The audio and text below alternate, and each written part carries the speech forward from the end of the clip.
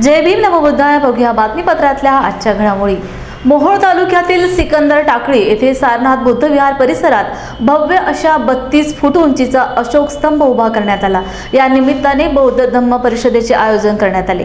परिषदेचे प्रमुख पाहुणे आमदार राजू खरे व अशोक स्तंभाचे उद्घाटन तृप्तीताई खरे यांच्या हस्ते करण्यात आले. या दरम्यान बुद्धगयावरून आणलेले बोधी वृक्षाचे रोपण करण्यात आले. यावेळी भंते महाथेरो यांच्यासह अनेक भंतेजींनी धम्मदेसना दिली. यावेळी विहारास जमीन देणारे सोनटक्के परिवाराचा आमदार राजू खरे यांच्या हस्ते सत्कार करण्यात आला. यावेळी तालुक्यातील धम्म बांधव उपस्थित होते. भीमा कोरेगाव विजयस्तंभास मानवंदना देण्यासाठी येणाऱ्या भीम अनुयायांसाठी सुविधा उपलब्ध करून देण्यात आल्या आहेत. गेल्या वर्षी ज्या त्रुटी शासनाकडून राहिल्या त्या यावर्षी पूर्ण झाल्या आहेत का, तसेच जयस्तंभाची सजावट कशी असणार आहे या विषयाची माहिती भीमा कोरेगाव जयस्तंभ समितीचे अध्यक्ष सर्जेराव वाघमारे यांनी दिली. आपण आता आजूबाजूला जर परिसर पाहिला तर या ठिकाणी मोठ्या प्रमाणात बॅरिकेटिंगचं किंवा मंडपाची कामं चालू आहेत. स्तंभ सजावटीचं काम पाठीमागे आपलं चालू आहे. त्यामुळे यावर्षी आपण 26 किंवा 27 तारखेला आर्टिफिशियल फुलांचं डेकोरेशन जयस्तंभावर या ठिकाणी करणार आहोत. संविधानाचा अमृत महोत्सव वर्ष असल्या कारणामुळे यावेळेस आपण जयस्तंभाच्या सजावटीमध्ये जी काही संविधानाची प्रस्तावना आहे आणि डॉक्टर बाबासाहेब आंबेडकरांचा उभा असलेला संविधान हातात घेतलेला फोटो आहे याची डिझाईन केलेली आहे. वरती आपण निळा झेंडा जो बाबासाहेबांनी आपल्याला दिलेला आहे त्याच्यावर अशोक चक्र आहे. आपण ह्या देशाच्या तिरंग्या झेंड्यामधला अशोक चक्र जे डॉक्टर बाबासाहेब आंबेडकरांनी आपल्याला बहाल केलेले आहे ते चक्राचा देखील फोटो आपण या जयस्तंभाच्या सजावटीमध्ये सहभागी करून घेतलेला आहे आणि एक चांगला मेसेज अमृत महोत्सव निमित्त आपण याचा भारत देशाला देण्याचा प्रयत्न केलेला आहे. दरवर्षी एकच उणीव आपल्याला सर्वांना भासते आणि ती बरोबर आहे, ती अगदी बरोबर आहे की आपले येणारे जे काही बांधव आहेत, अनुयायी आहेत, जे देशभरातून येतात किंवा प्रदेशातून देखील येतात, त्यांना जयस्तंभापर्यंत पोहोचण्यापर्यंत जो काही पायी अंतर कापावं लागतं हे सर्वात मोठी उणीव आहे आपल्या सर्वांसाठी. ती दरवर्षी आपण शासनाकडे म्हणतो, दरवर्षी शासन त्याच्यातून मार्ग काढण्यासाठी प्रयत्न करत असतात. परंतु जयस्तंभावर येणारा जो काही प्रत्येक व्यक्ती आहे ह्या ज्यावेळेस एकदा आल्यानंतर तो पुढच्या वर्षी येताना त्याच्याबरोबर 3 ते 4 जण वाढवून या ठिकाणी घेऊन येत असतो. म्हणजे मला आपल्याला असं सुचवायचं आहे की दरवर्षी 1 ते 1.5 लाख लोकसंख्या भीमानुयायी या ठिकाणी येण्यासाठी वाढत असतात आणि वाढत्या लोकसंख्येचा अंदाज लक्षात घेतात थोड्याफार उणीवा आपल्याला भासतात. या ठिकाणी रस्त्याचं रुंदीकरण नसल्यामुळे ट्रॅफिकची समस्या खूप मोठ्या प्रमाणात असल्याने वाहतूक व्यवस्था आपल्याला जयस्तंभापर्यंत आपण करू शकत नाहीये आणि कायदा सुव्यवस्थेचा प्रश्न निर्माण होऊ नये म्हणून शासनाच्या वतीने आपल्याला 1 ते 1.5 किलोमीटरपर्यंत आणून आपल्या भीमानुयायांना, महिलांना, वयोवृद्ध माणसांना सोडावं लागतं. परंतु आम्ही यावेळेस वेगळी मागणी केलेली आहे समितीच्या वतीने की आपण ई रिक्षाची एक सुविधा उपलब्ध करून द्यावी. ज्या छोट्या व्हेकल आहेत, ई रिक्षा असतील, ई बाईक असेल, तर अशा बाईकचा वापर करून, रिक्षाचा वापर करून जेवढ्या जवळ जयस्तंभावर मानवंदना देण्यासाठी आपल्या अनुयायांना या ठिकाणी आणता येईल तेवढं आणावं. जयस्तंभासाठी हे प्रयत्न करतायत शासन. बघूया या वर्षी त्याच्यात काय फरक पडतो किंवा नाही पडतो. नाही पडला तर पुढच्या वर्षी परत ती मागणी आपल्याला मोठ्या संख्येने करावी लागेल. तर यावर्षी 2 ते 2.5 लाख भीम अनुयायी मागच्या संख्येपेक्षा वाढू शकतात. संविधानाचा अमृत महोत्सव वर्ष आहे आणि आपण संपूर्ण भारत देशात जर पाहिलं तर संविधानावर घाला घालण्याचं काम हे मानवादी सरकार करत आहे आणि आपण डॉक्टर बाबासाहेब आंबेडकरांचे अनुयायी आहोत. प्रत्येक वेळेस संविधान वाचवण्याचा एक प्रकारचं काम आपणच करत आहोत. परंतु हे काम आपल्यालाच करावं लागेल जर हे देशाची लोकशाही जिवंत ठेवायची असेल आणि तुम्हाला आम्हाला जर ताटमानेने ह्या देशामध्ये फिरायचं असेल तर हे संविधान वाचलं तर आपण या सगळ्या गोष्टी करू शकतो. म्हणून संविधान वाचवण्यासाठी, संविधानाचा संदेश देण्यासाठी संविधानाच्या अमृत महोत्सव वर्षी आम्ही संविधानाची प्रस्तावना या ठिकाणी जयस्तंभावर लावणार आहोत. बीडचं जे आहे, बीड असेल किंवा परभणी असेल, ह्या दुर्दैवी घटनाच आहेत आणि जर आपण परभणीचा विचार केला तर सोमनाथ सूर्यवंशी सारखा जो काय आपला चळवळीतला सुशिक्षित कार्यकर्ता होता ज्याच्यावर हल्ला पोलिसांनी त्याला लाठीचार्ज करताना त्याचा कोठडीत मृत्यू झाला, एक तसं निषेधार्थच आहे. परंतु ज्या अधिकाऱ्यांनी त्याच्यावर हा लाठीचार्ज केलाय किंवा त्याच्यामध्ये सहभागी आहेत त्यांना सर्वांना निलंबित करण्यात आलेलं आहे. त्यांच्यावर चौकशी चालू आहे आणि त्या चौकशीअंती ते दोषी आढळल्यानंतर, आणि ते दोषी आढळतीलच, परंतु ह्या गोष्टीला कालावधी असतो ठराविक गोष्टीचा. त्याच्यानंतर ते दोषी आढळल्यानंतर त्यांच्यावर गुन्हे दाखल करून त्यांच्यावर जी काही योग्य ती शासनाची कारवाई आहे ती होणारच आहे. माझं आपल्या व्हिडिओच्या माध्यमातून असंच आव्हान असेल की ह्या सर्व गोष्टीचं आम्ही समर्थन करतो की त्यांना कारवाई झालीच पाहिजे. परंतु 1 जानेवारी 2025 207वां शौर्यदिन आपण साजरा करत असताना यावर्षी 18 ते 20 लाख भीम अनुयायी या ठिकाणी मानवंदना देण्यासाठी येण्याची शक्यता आहे. त्याच्यामध्ये श्रीलंका, रशिया, थायलंडचे भिक्खुगण देखील या ठिकाणी येणार आहे. आणि तसंच देशातील जे काही 18 ते 20 लाख लोक येतील, ह्या लोकांची सुरक्षितता आपल्यासाठी खूप महत्त्वाची आहे. आणि आपण ह्या कार्यक्रमाला शांततेत यावं. जिथे जिथे बाबासाहेबांनी पदस्पर्श केलेला आहे त्या ठिकाणी कार्यक्रम आपण यशस्वी आणि शांततेच्या मार्गाने पार करत असतो. डॉक्टर बाबासाहेब आंबेडकरांनी तथागतांचा मार्ग, आपल्याला बुद्धांचा मार्ग, शांतीचा मार्ग या ठिकाणी दिलेला आहे. त्यामुळे हा कार्यक्रम देखील आपल्याला शांततेत पार पाडावा लागणार आहे आणि आपण तो पाडणार एवढी देखील मला खात्री आहे. त्यामुळे हे कार्यक्रम मानवंदना देण्यासाठी आपण शांततेत यावं आणि मोठ्या आनंदाने या ठिकाणी सहभागी. या ठिकाणी सर्वप्रथम आपल्या लॉर्ड बुद्धा चॅनलचं या ठिकाणी मी अभिनंदन करतो आणि स्वागत करतो की आपण जर पाहिलं तर इथला जो प्रस्थापित मीडिया आहे तो मीडिया म्हणावं तसं ह्या आमच्या कार्यक्रमाला प्रसिद्धी देत नाही आहे. इतर कार्यक्रम असतात, मग कुंभमेळा असेल, तुमचे आळंदीची जत्रा असेल, तर इतर त्यांचे काही कार्यक्रम असतात छोटे मोठे, पंढरपूर वगैरे, त्या कार्यक्रमाला मोठ्या प्रमाणात प्रसिद्धी दिली जाते. त्याचप्रमाणे गणपती उत्सवाची मोठ्या प्रमाणात प्रसिद्धी दिली जाते. दहीहंडी उत्सव असेल त्याची प्रसिद्धी दिली जाते. 4-5 दिवस अगोदर, आठवडाभर अगोदर सर्वच माध्यमातून दिली जाते. परंतु भीमा कोरेगावचा जो इतिहास आहे, जो इतिहास खराखुरा आहे आणि जिवंत इतिहास आहे आणि येणाऱ्या पिढीला प्रेरणा देणारा इतिहास आहे, हा इतिहास दाखवण्याचं धाडस इथली मीडिया करताना आम्हाला दिसून येतं. पण काय का असं ना, आमचे जे मीडिया हक्काचं मीडिया आहे लॉर्ड बुद्धाच्या माध्यमातून आपण जनतेपर्यंत पोहोचवतात, त्याबद्दल आपल्या मनापासून धन्यवाद देतो. आणि आपण इथल्या प्रश्नाला मी असं उत्तर देतो की खरोखरच या ठिकाणी सरकारी येतात जातात, मंत्री येतात जातात, परंतु या ठिकाणी येणारे जो मंत्री महोदय असतात या ठिकाणी मोठमोठे आश्वासनं देतात. कोण म्हणतं 100 कोटी देतो, कोण म्हणतं 1000 कोटी देतो, कोण म्हणतो मी विकास आराखडा करतो, कोण म्हणतं मी ब्रिजचं काम करतो, कोण म्हणतं मी जमीन अधिग्रहित करतो. असे वेगवेगळ्या वल्गना करतात, आश्वासन देतात, मीडियासमोर येतात, प्रेस कॉन्फरन्समध्ये हे बोललं जातं. परंतु परिस्थिती जैसे ती आहे. कुठलाही विकास या ठिकाणी झालेला नाही आहे किंवा कुठल्याही सुखसुविधेचं या ठिकाणी उपलब्ध करून दिलेलं गेलेलं नाही. या ठिकाणी आपल्याला सांगू इच्छितो की ज्याप्रमाणे देश विदेशातील या राज्यातील गड किल्ल्यांचं संवर्धन केलं जातं, संरक्षण केलं जातं, त्या ठिकाणचा विकास केला जातो, त्या ठिकाणी पर्यटन स्थळाचा त्याला दर्जा दिला जातो. पण हा इतिहास एवढा मोठा असताना, जगापर्यंत पोहोचलेला असता इतिहास, हा इतिहासाचा पर्यटन स्थळाची मागणी असताना तिकडे दुर्लक्ष केलेलं दिसून येतं. त्याचप्रमाणे आम्ही सांगतो की दिवसांदिवस शहरीकरण वाढत चाललेलं आहे. या ठिकाणी जागा खूप कमी आहे. जी काही जमीन आहे स्तंभ परिसराची ती कोर्ट कचेऱ्यामध्ये अडकलेली आहे आणि लाखोचा आणि दरवर्षी वाढत चाललेली आहे. नवीन पिढी वाढत चाललेली आहे. गर्दी प्रचंड होत असते या ठिकाणी. त्या मानाने या ठिकाणची जागा खूप अपुरी पडत आहे. येण्या जाण्यासाठी अपुरी पडते आणि वावरण्यासाठी अपुरी पडते. तर आम्ही प्रशासनाला वेळोवेळी निवेदन देतो, मागण्या करतो, मंत्री महोदयांना भेटतो, पण त्यांना सांगत असतो की आजूबाजूची जमीन अधिग्रहण करा, ज्याच्यामुळे भविष्यामध्ये येणाऱ्या काळामध्ये कोणतीही अडचणी येणाऱ्या अन्वयाला होऊ नये. परंतु कुठलाही मंत्री महोदय, कुठलाही शासन प्रशासन याकडे मनावर त्याची दखल घेताना दिसून येते. याची आम्हाला खंत आहे. कारण सर्वसामान्य लोकशाहीमध्ये सर्वांना समान हक्क अधिकार दिला असताना आम्हाला आजही हक्कापासून वंचित झालेला आहे. ही जे लढाईचा पण आदर्श पाहिला तर न्यायासाठी लढले गेलेली आहेत. त्या काळात आमच्यावर अन्याय अत्याचार होते, त्या अत्याचाराच्या विरोधात बंड करून उठलेला हा सैन्य होता आणि या सैन्याने पराक्रम करून अत्याचाराला वाचा फोडलेली आहे.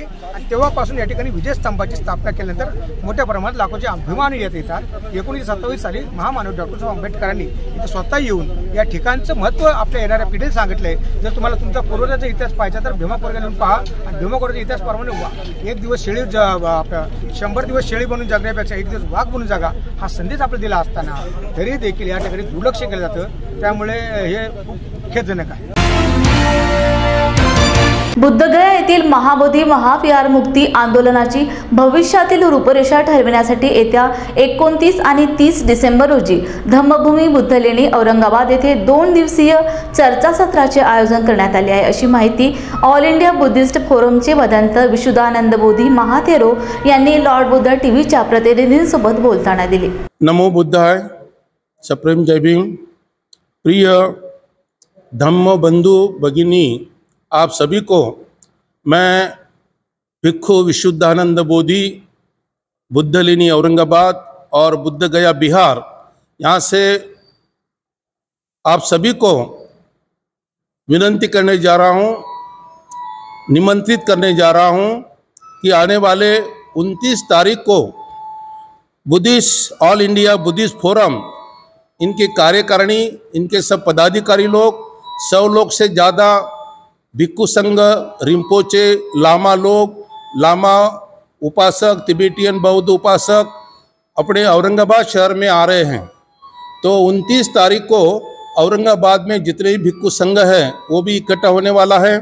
और मैं सभी संस्थाओं को विनंती करने जा रहा हूँ कि औरंगाबाद के सब बौद्ध भिक्षु भिक्षुनी और समता सैनिक दल, बुद्धिस्ट सोसाइटी ऑफ इंडिया, राष्ट्रीय बौद्ध महासभा, भीम आर्मी, बामसे महाबोधि सोसाइटी, राष्ट्रीय अंतर्राष्ट्रीय सोसाइटी और सभी जो संगठन हैं जो अपने अपने बलबूते पे संगठन चला रहे हैं, वो सभी कार्यकर्ताओं को और सभी उपासक उपासिकाओं को मैं नम्र निवेदन कर रहा हूँ कि ये जो प्रश्न है महाबोधि मुक्ति आंदोलन का, ये हम सभी का प्रश्न है, केवल अकेला भिक्षु संघ का नहीं है।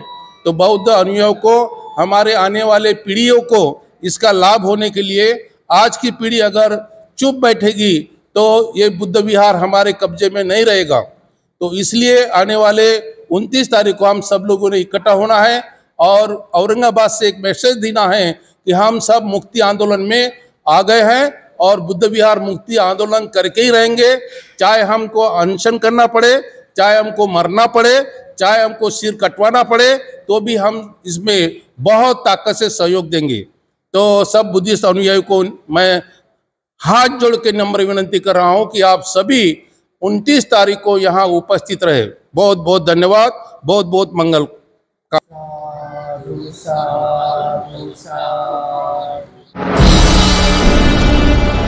आप देख रहे हैं लॉर्ड बुद्धा टीवी।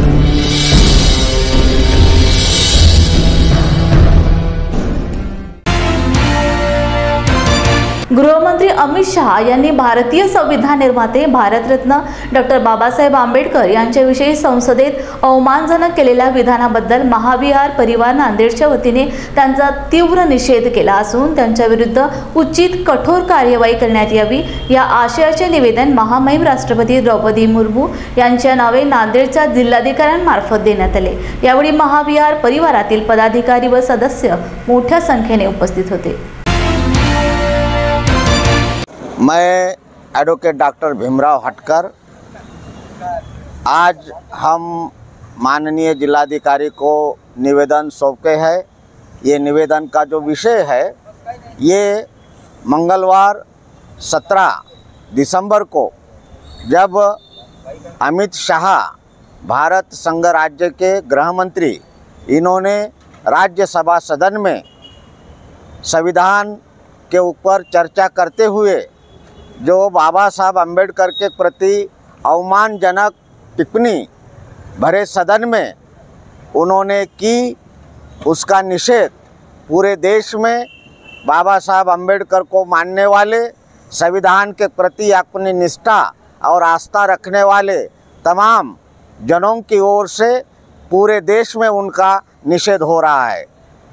अमित जी ने कहा कि अम्बेडकर अम्बेडकर अम्बेडकर ऐसा कहना तो आज एक फैशन हुई है, जो बाबा साहब अम्बेडकर को ये टिप्पणी अपमानित करती है और उसके साथ ही संविधान के प्रति भारतीय जनता पार्टी और मोदी सरकार की जो निष्ठा है, वो निष्ठा भी यहाँ वो बताते हैं कि उनकी निष्ठा कितनी खोखली है और बाबा साहब के प्रति उनका अनादर भावना कैसी है। अरुण शौरी से लेके अमित शाह तक भारतीय जनता पार्टी के हर विचारवंत और नेताओं ने बाबा साहब अम्बेडकर का अपमान किया है और इसलिए हम भारतीय जनता पार्टी, आरएसएस और मोदी सरकार का जाहिर निषेध करते हैं। ये हमारी भावना आप लोगों तक पहुंचाए, ऐसी हम आपको विनंती करते हैं। जय भीम। मी इंजिनियर भरत कुमार कानिंदे, आमच्या महापरिवाराच्या वतीनं आज आम्ही माननीय जिल्हाधिकारी नांदेड यांना अमित शाह यांनी डॉक्टर बाबासाहेब आंबेडकरांबद्दल जे लोकसभेमध्ये वक्तव्य केलं त्याच्या संदर्भानं त्याचा निषेध म्हणून आम्ही माननीय जिल्हाधिकारी नांदेड यांना एक निवेदन सादर केलं आहे आणि या निवेदनाच्या माध्यमातून अमित शाह यांनी देशाची माफी मागावी आणि आम्ही त्यांनी जे बाबासाहेबाबद्दल जे वक्तव्य केलं त्याच्याबद्दल आम्ही धिक्कार करतो आणि ज्या काही संविधानिक मार्गाने ज्या काही तरतुदीत आहेत, बाबासाहेबांनी जो प्रत्येकाला जो समान कायद्याचा हक्क दिला आहे त्या कायद्याच्या माध्यमातून त्यांच्यावर कार्यवाही व्हावी अशी आम्ही सर्वांची विनंती आहे। नमस्कार, मी गणपत माखणे। संपूर्ण महाराष्ट्रभर मी कीर्तनाच्या माध्यमातून समाज प्रबोधन करीत असतो आणि आज आम्ही या नांदेड या ठिकाणी जिल्हाधिकारी महोदयाकडे जे आपल्या देशाचे गृहमंत्री अमित शहा यांनी जे आपल्या देशाचा सर्वोच्च सभागृह आहे या सभागृहामध्ये संपूर्ण भारताचा जो ज्यांनी घटना लिहिली असे परमपूज्य डॉक्टर बाबासाहेब आंबेडकर यांच्याविषयी त्यांनी जे वक्तव्य केलं आहे त्या वक्तव्याचा निषेध आम्ही या ठिकाणी करण्यासाठी आलेला आहे। सर्वात महत्त्वाचं जर सांगायचं झालं तर जे अमित शहा ज्या पदावर आहेत ते पदसुद्धा त्यांना डॉक्टर बाबासाहेब आंबेडकर यांच्या संविधानामुळे मिळालेलं आहे आणि त्यांनी ज्या पद्धतीचं वक्तव्य केलं ते म्हटले की आंबेडकर ही फॅशन झालेली आहे। आंबेडकर ही फॅशन नसून त्या महामानव डॉक्टर बाबासाहेब आंबेडकरांमुळे आम्हाला आमचं जीवन जगण्याचा अधिकार त्या बाबासाहेबांमुळे मिळालेला आहे। त्यामुळे ती आमची फॅशन नसून ते आमच्यासाठी आणि येणाऱ्या पिढीसाठी आणि संपूर्ण विश्वासाठी आदर्श असलेले महामानव डॉक्टर बाबासाहेब आंबेडकर यांच्याविषयी एका संविधानिक पदावर असून देखील त्यांनी अशा पद्धतीचं जे वक्तव्य केलेलं आहे त्याचा आम्ही या ठिकाणी निषेध करतोय आणि त्यांना मला या ठिकाणी सांगायचं आहे तुम्ही ज्या पदावर आज बसलेले आहेत ते पदसुद्धा तुम्हाला त्या डॉक्टर बाबासाहेब आंबेडकर यांनी लिहिलेल्या संविधानामुळे मिळालेलं आहे। त्यामुळे आम्ही राष्ट्रपती महोदयांना या ठिकाणी हे निवेदन पाठवलं आहे की आपल्या भारतीय संविधानामध्ये सर्वसामान्य माणसापासून तर देशाच्या सर्वोच्च पदापर्यंत असलेल्या माणसाला कायदा हा समान आहे।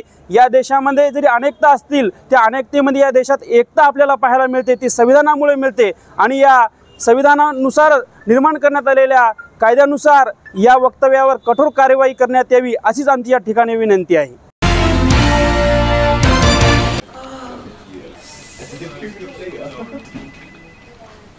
बॉस ने मीटिंग बुलाई। क्या यार, आदमी की तकलीफ को तो समझो। बाहर बाहर उठो बैठो। जनाब, तकलीफ उठने बैठने की नहीं, तकलीफ बवासीर की है। बवासीर, फिशर, भगंदर, पाइलोनियल साइंस का आयुर्वेद तथा आधुनिक लेजर से उपचार। अभ्युदय पाइल्स लेजर हॉस्पिटल, लोहार समाज भवन के पीछे, महापुष्प सोसाइटी, शताब्दी नगर चौक से मनीष नगर रोड, नागपुर। कॉल और विजिट करें www.pilesfistulacure.com। मलकापूर जिल्हा बुलढाणा येथे एका इसमास मुलाचा पतंग तुटून नायलॉन मांजा गळ्याला गुंडाळणार होता, पण त्यातून त्यांनी स्वतःची सुटका करून घेतली। मागील आठवड्यात याच मुलांचा नायलॉन धाग्याचा पतंग विद्युत तारामध्ये अडकला। त्याच्या ओढाताणीत शॉर्ट सर्किट होऊन पंतनगर व एकतानगरला विद्युत सप्लाय करणाऱ्या ट्रान्सफॉर्मरच्या फ्यूज बॉक्समध्ये आग लागली होती। त्यामुळे 3 तास विद्युत पुरवठा बंद होता। या धाग्यामुळे कित्येक 2 व्हीलर चालकांचा जीव गेलाय, कित्येक जायबंदी झाले। पूर्ण देशात या धाग्यावर बंदी असताना पतंग शौकीनांना हा धागा कुठून उपलब्ध होत आहे याचा पोलीस विभागाने शोध घेऊन या नायलॉन मांजाच्या संकटातून नागरिकांना अपघात मुक्त करावे ही विनंती आहे। मी पत्रकार यांचे हिवराडे, लॉर्ड बुद्धा प्रतिनिधी, मलकापूर, जिल्हा बुलढाणा। आज सकाळी 11 वाजेच्या दरम्यान मी माझ्या घराच्या गच्चीवरील जी फुलझाडं लावलेली आहेत या फुलझाडांना पाणी देण्यासाठी इकडे आलो होतो आणि या बाजूच्या मैदानामध्ये इथे बाजूला मैदानामध्ये काही मुलं पतंग उडवत होती। त्यातील एका मुलांचा पतंग कटून आणि तो धागा हा धागा आहे तो हा धागा माझ्या गळ्याभोवती गुंडाळणार इतक्यामध्ये मी तो सीताफीने बाजूला केला। तर याच टार्गेट मुलांमुळे मागील आठवड्यामध्ये एकतानगर आणि पंतनगरला ज्या ट्रान्सफॉर्मरवरून विद्युत सप्लाय होतो त्या ट्रान्सफॉर्मरच्या खालचा जो फ्यूज बॉक्स आहे तर त्या फ्यूज बॉक्सला यांच्या या पतंगाच्या ओढाताणीमुळे शॉर्ट सर्किट होऊन तिथे आग लागली होती। तर या नायलॉन धागा आणि या मांजामुळे या देशामध्ये कित्येक लोक 2 व्हीलर धारक, 2 व्हीलर चालक तो पाठीमागे बसणारे कित्येक मरण पावलेले आहेत, कित्येक जायबंदी झालेले आहेत। तर या धाग्यावर बंदी असताना हा धागा मलकापूर शहरामध्ये पतंग शौकीनांना कुठून उपलब्ध होत आहे याचा पोलिसांनी तपास करावा आणि लोकांना या संकटातून मुक्त करावं। धन्यवाद। कोल्हापूर महानगरपालिकेच्या टिप्पर चालकांना किमान वेतनानुसार 25,300 वेतन देणे बंधनकारक असताना फक्त 15,000 रुपयांप्रमाणे त्यांचा पगार करून 190 चालकांचे मागील 8 महिन्यात चालकांच्या पगारातून 1 कोटीहून अधिक रक्कम ठेकेदारांनी लाटली आहे। त्यामुळे या घोटाळ्याची व्याप्ती वाढली असून ती आता 2.5 कोटी झाल्याचा गंभीर आरोप आपचे प्रदेश संघटन संदीप देसाई यांनी पत्रकार परिषदेत केला आहे। 254 टिप्पर चालकांचे कंत्राटी ठेकेदारांकडे आहेत, परंतु 190 चालकांवरील 70 चालकांचे पगार लाटून ठेकेदारांनी 1.5 कोटीचा घोटाळा यापूर्वी आम आदमी पार्टीने केला होता। दरम्यान टिप्पर चालकावर दबाव टाकून आपवर आरोप केला आहे। तो एका ठेकेदाराचा मावस भाऊ आहे। सर्व आरोप बदनामी करण्यासाठी तसेच घोटाळ्यावरून लक्ष विचलित करण्यासाठी असून ज्यांनी आरोप केले त्यांच्यावर अब्रू नुकसानीचा दावा करणार असल्याचे देसाई यांनी सांगितले। कंत्राटी टिप्पर चालक पुरवणाऱ्या कंपनीने महानगरपालिकेच्या 1.5 कोटीचा ढपला केला, हा आरोप आम्ही केला होता। त्या पद्धतीचे आम्ही पुरावेसुद्धा महानगरपालिकेकडे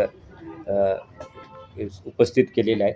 तशाच पद्धतीने पत्रकार बंधूंशी त्यावेळी संवाद साधूनसुद्धा आम्ही हे प्रूफ केलेलं आहे की हा 1.5 कोटीचा ढपला आहे। पण प्रथमदर्शनी 1.5 कोटीचा ढपला वाटत असताना त्याच्यामध्ये अजून अभ्यास केल्यानंतर काही डॉक्युमेंट्स आमच्या हातामध्ये आले आणि याची व्याप्ती पुन्हा 1 कोटीनं वाढली असं आम्हाला छातीठोकपणे तुमच्यासमोर सांगायचं आहे। साधारणपणे 190 टिप्पर चालक कामावर रुजू आहेत। 254 टिप्पर चालकांचं पेमेंट उचललं जाते। हा जो काही मधला 64 टिप्पर चालकांचा फरक आहे 25,300 प्रमाणे, तो जवळपास 1.5 कोटीच्या आसपास पोचलेला आहे। तो तर जगजाहीर आहेच आहे। पण ते सोडून हे जे काही 190 टिप्पर चालक काम करतात, 190 टिप्पर चालकांना महानगरपालिकेच्या कायद्याप्रमाणे, सरकारच्या कायद्याप्रमाणे 21,525 रुपयेमध्ये हातामध्ये पडायला पाहिजे होते। त्याच्याऐवजी सरसकट 14,000, 15,000, 16,000 अशी रक्कम सरसकट त्यांच्या माती मारली जाते आणि वरचे 6,525 रुपये, 6,255 रुपये जे आहेत ते कॉन्ट्रॅक्टर आणि इथले त्याचे जे काही हस्तक आहेत ते परस्पर त्याचा ढपला पडतात। साधारणपणे 6,255 रुपये हे 190 टिप्पर चालकांचे प्रति 6,255 असे आत्तापर्यंत ऑक्टोबर नोव्हेंबरपर्यंतचा हिशोब केला तर जवळपास 1 कोटी रुपये होतात। हा 1 कोटीचा वेगळा घोटाळा या टिप्पर चालकांच्या बाबतीत, या महानगरपालिकेच्या बाबतीत ही कॉन्ट्रॅक्टर कंपन्या आणि त्याचे हस्तक करतात। अशा पद्धतीचे पुरावे आमच्या हातामध्ये सापडलेले आहेत।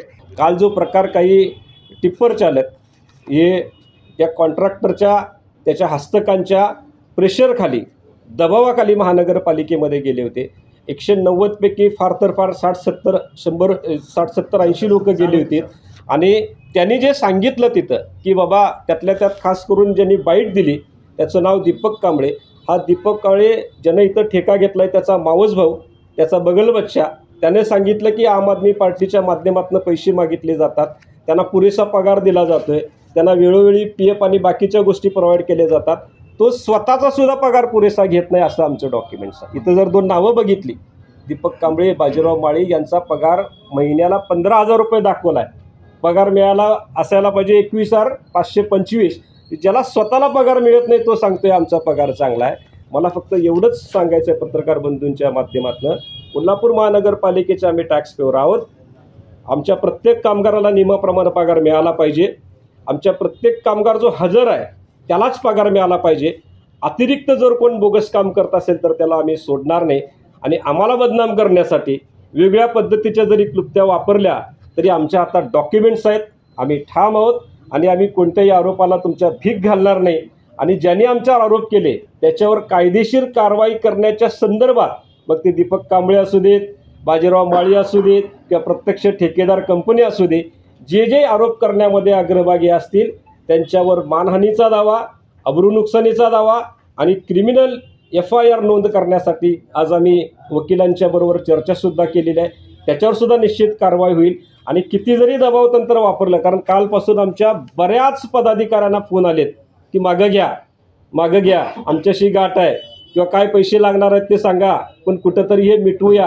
पण आम्ही ज्यावेळी पैशानी तत्व, पैशानी प्रिन्सिपल हा लढा असेल आम्ही प्रिन्सिपलला महत्त्व देणार आणि हा जो काही लढा आहे तो टिप्पर चालकांच्या बाजूने, आणि मला खात्री आहे जे काल टिप्पर चालक गेले होते ते एका विशिष्ट प्रेशरखाली, कारण त्यांना नोकरी आहे, त्यांना पोटपाणी आहे, त्यांना कुटुंब सांभाळायचं आहे, त्यांचे फोन आलेत, आमच्यासमोर रडलेत ते की दादा आम्हाला नाईलाजाने जावं लागतंय, काय करू. म्हटलं जावा तुम्ही, भूमिका काय म्हणतायत सांगा. आणि हे त्यांनी आज सांगितलं. आज जरी आम्ही म्हटलं असतं की 100 टिप्पर चालकांची प्रेस कॉन्फरन्स आम्ही इथं घेऊ शकलो असतो, पण आम्हाला त्यांना मजबूर नाही, आम्हाला त्यांना मजबूत करायचं आहे.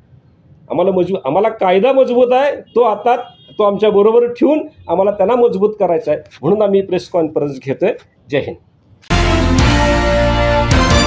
कोल्हापूर जिल्ह्यात कायदा सुव्यवस्था, अंमली पदार्थांचा वाढता धोका या संदर्भात वरिष्ठ स्तरावर चौकशी होऊन कारवाई करावे याबाबत शिवसेनेचे उपनेते संजय पवार यांच्या नेतृत्वाखाली अतिरिक्त पोलीस अधिकारी जयश्री पाटील यांना निवेदन देण्यात आले. निवेदनात म्हटले आहे की जिल्ह्यामध्ये गेली 3 वर्षांमध्ये कायदा सुव्यवस्था बिघडलेली असून जनतेचा पोलीस प्रशासनावरील विश्वास दिवसेंदिवस कमी होत चालला आहे. गुंडागर्दी, खून खराबा, अनधिकृत लॉटरी व्यवसाय तसेच 2 नंबरचे सर्व व्यवसाय, त्यात भरीसभर म्हणून गांजा व इतर अंमली पदार्थांचा धोका वाढत चाललाय. त्यामुळे तरुणी या जीवघेण्या पदार्थांच्या विळख्यात सापडले आहेत. यावर अंकुश लावण्याची मागणी करण्यात आली. मागणी मान्य न झाल्यास शिवसेना स्टाईलने आंदोलन करू असा इशाराही देण्यात आला आहे.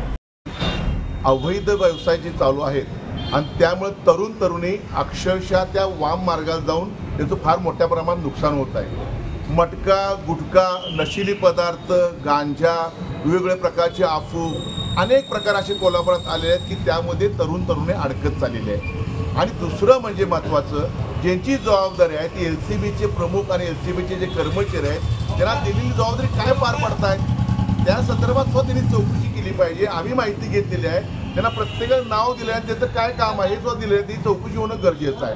ह्या 3 वर्षामध्ये खरोखर मोठ्या प्रमाणात अवैध व्यवसायाने, 2 नंबर व्यवसायाने डोकं वरती काढलेलं आहे. गुंडागर्दी, खून खराबा, माऱ्या गुंडांच्या टोळ्या मोठ्या प्रमाणात तयार झालेल्या आहेत. ह्याला अभय कोण देत आहे? पोलिसांचा हात कमी झाला काय कोल्हापुरात? आणि ह्याचाच अर्थ असा होतोय कुठंतरी यांच्या लागेमध्ये काही अधिकाऱ्यांचे, कर्मचारी हत्या करणं, संपूर्ण पोलीस प्रशासन बदनाम होत आहे. आज ॲडिशनल आपले SP आहेत त्या मॅडम देसाई मॅडम आम्ही निवेदन दिलेलं आहे. पोलीस महासंचालक निवेदन आम्ही देतोय की मध्यंतरी जो ट्रेडिंगमध्ये जो मोठ्या प्रमाणात घोटाळे झाले, कोट्यवधी रुपये घोटाळे झाले, त्या घोटाळ्याचा तपास काय झाला? गुन्हा अन्वेषण काय काम करत होतं? आर्थिक गुन्हा अन्वेषण काय काम करत होतं? हे 3 वर्षाचं ऑडिट वरिष्ठ अधिकाऱ्यांनी दुसऱ्या जिल्ह्यातल्या अधिकाऱ्यांवर तपासणं गरजेचं आहे. आणि जे कोण दोषी असतील त्यांच्यावर नुसतं निलंबित नाही, त्यांना डिसमिस करणं गरजेचं आहे. तरच पोलीस प्रशासनाची कुठंतरी एक पारदर्शकता आपल्याला लोकांसमोर मिळेल. पोलिसांचा विश्वास कोल्हापुरातील लोकांचा उडलेला आहे. एवढी भयानक परिस्थिती कोल्हापुरात झालेली आहे. आज त्यांनी जर कारवाई नाही केली, भूमिका त्यांनी आपली स्पष्ट नाही केली काही दिवसात, तर भविष्यामध्ये SP ऑफिसच्या दारामध्ये, IG ऑफिसच्या दारामध्ये शिवसेना, उद्धव बाळासाहेब ठाकरे पक्षाच्या वतीनं आम्ही वेगवेगळ्या पद्धतीने.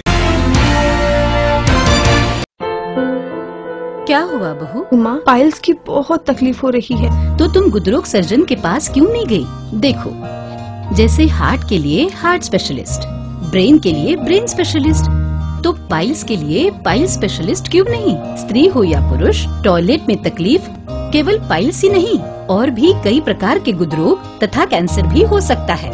इसीलिए इसकी प्रत्यक्ष जांच जरूरी है। ठीक है माँ, पर जांच के लिए हम जाएंगे कहाँ? वही काले आयुर्वेदिक पाइल्स हॉस्पिटल में। लेकिन माँ, प्रेगनेंसी में पाइल्स की दवाइयाँ? प्रेगनेंसी में आयुर्वेदिक दवाइयाँ सुरक्षित होती है। जनहित में जारी काले आयुर्वेदिक पाइल्स हॉस्पिटल, औषधि चिकित्सा तथा सर्जरी ट्रीटमेंट उपलब्ध। हमारा पता उमरेड रोड, दिघौरी बस स्टॉप के पास, नागपुर। अधिक जानकारी के लिए वेबसाइट पर जाएं kalepailshospital.com। बारामती तालुक्यातील गिरिराज हॉस्पिटलमध्ये विविध योजनांचे आयोजन करण्यात आले आहे, अशी माहिती डॉक्टर रमेश भोईटे यांनी दिली।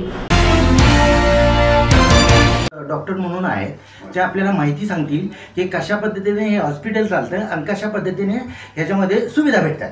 सर काय सांगाल?